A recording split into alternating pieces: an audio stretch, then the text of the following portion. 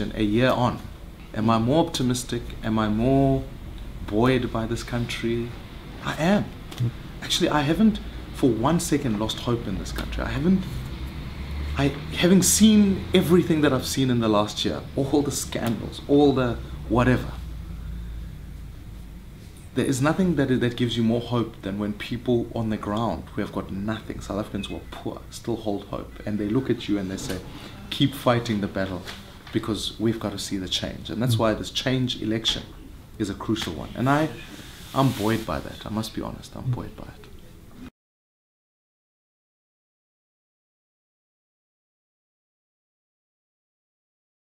To counter it is not to get up in any public forum and say, look, but we're not, because that sounds like saying I don't beat my wife. You've got to be stronger on your own message, on your own terms. That's why I would hope it's fairly noticeable. We've become also much more deliberate about speaking about the DA a lot more, which is something that historically we weren't doing. We speak about ourselves, we speak about our successes in government, we speak about what we're doing, and we're finding that South Africans actually, despite this perceived race war that we're engaged with, actually want a non-racial South Africa.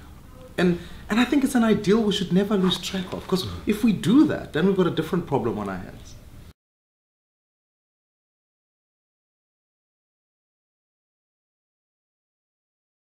Even in the motion to impeach, it was quite tempting to say, look, the numbers are against us, let's not vote, everybody, let's just give that whole thing a miss. But no, you want to be clear to say, fine, we know what's going to happen. It does two things. One, it brings the opposition together, which is important. Secondly, it says to the ANC, we put it to the test that you've got to come out here and prove to South Africans the case that we're making, which is to say, this is not an anomaly, it's a collective. And I think it's an important device, because if you speak to certain voters, they think, if we remove Zuma, it'll be fine. Actually, the ANC is what Tim Cohen calls a neo-patrimonial organization.